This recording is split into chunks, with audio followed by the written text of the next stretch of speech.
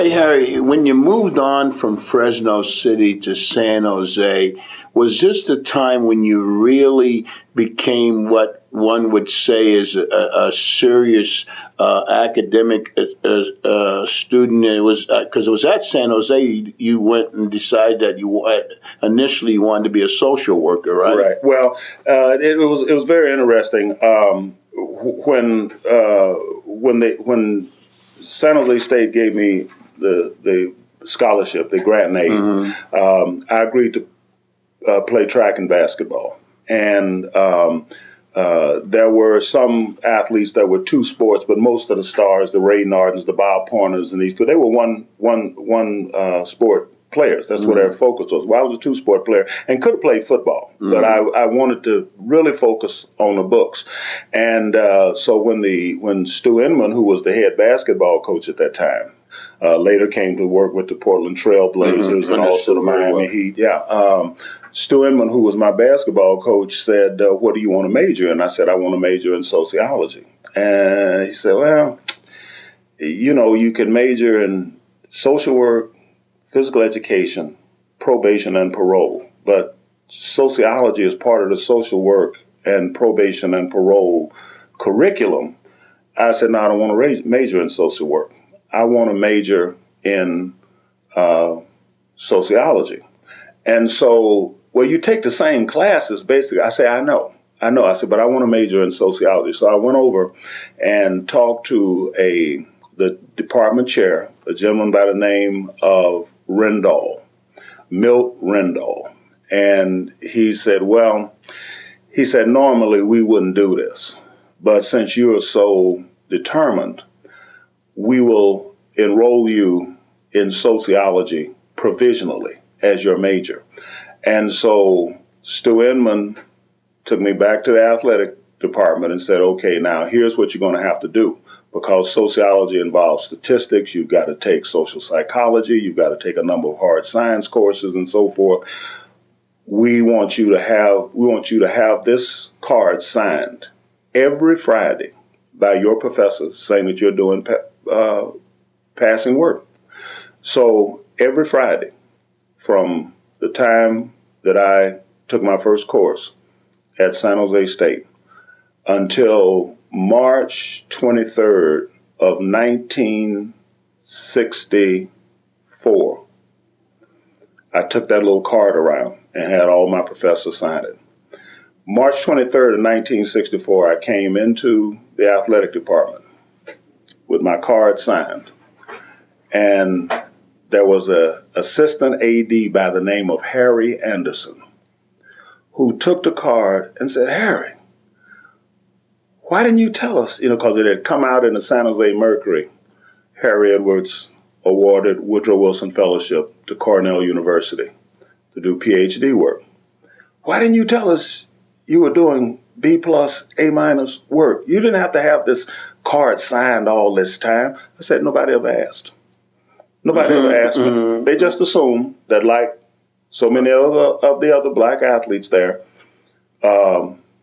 who didn't graduate, never finished their degrees, I was going to go through, expend my eligibility, and then just move on, except that I was eligible every year according to the signatures on the card. But I had become a serious student long before 1964. I mean, by the time I had finished my first year at San Jose State, I would leave basketball games and go to the library. I would go to the library on Saturdays and Sundays, and a couple of times I was locked in the library because the last person out turned the lights out and then realized that I was up on the fourth floor in the stacks reading. And in point of fact, my teammates thought that there was something terribly wrong. They said, man, we going down here and party, man. There's some ladies coming in from Oakland and Richmond, man. No, man, I'm going over to the library. And I would leave a basketball game and go to the library. And so it had become such a tremendous joy for me to read research even the footnotes, and of course all of that held me in good stead when I got to Cornell. And at that point, by the time I left Cornell, I had published 2 books and 28 articles, and put together a dissertation that started a new discipline in sociology. So but it started with that fire, that love of reading and studying. And in point of fact, when the Lakers came to San Jose State to scout me, and I saw the scout that they sent subsequent to that, years later. The scout had told Stu Inman, said, "We need somebody in the paint." And of course, being basically a football player, I mean, my basketball was brutal. So we need 6 hard fouls in the paint, and we think that this is the guy. And so when Inman came to me with it, I said, "Hey, I'm not interested." And he said, "And what about Minnesota and San Diego? Minnesota Vikings were in the National Football League. San Diego Chargers, right? And American." I said, "I'm not interested." I said, I'm not going to do that. I'm going to school." And Harry, the story is told. You didn't told on yourself now, because you said that they wanted you because you made hard fouls. Yeah. Well, there's a legendary story at San Jose that you played in 86 varsity basketball games and fouled out of 82 of them. Is that true? Oh, it is. I mean, we had at one point, I remember the Chronicle referring to the San Jose State basketball team as the Green Bay Packers of the South Bay, and it was we played what they man-to-man defensive basketball. That's what Stu Inman played. And so if we beat a team, you beat them 46 to 40, hey, we blew them away, because most of the time it was a real knockdown, drag out affair, close scoring, and sometimes the score would be 38 to 36, but we would win. We would win the game, and that was what we played. And my basic job was, I think I averaged about 10 points, about 8 rebounds, but there weren't that many shots taken. I mean, your job was to make sure that guy that you're matched up with, that he's thinking more about you than he is about any game plan or getting the ball in the basket or the right pass or anything else.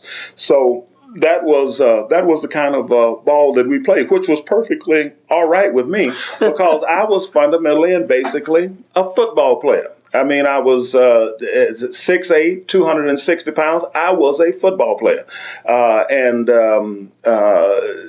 So I didn't, the number of fouls and everything, we didn't care about that, because there was the guy right behind. That's got to still be the San Jose record. Oh yeah, fouled out of 82. That's 82 of 86 games. It got to be, because the first thing at one point I thought the referees were calling. I got a foul once on an opening tip. The guy I was tipping the ball with wound up on the floor, and it got to be a very, very brutal brand of basketball. But as long as we were winning, everybody who we played knew, you know what, this is gonna get ugly. But we didn't mind winning ugly. We didn't mind winning ugly.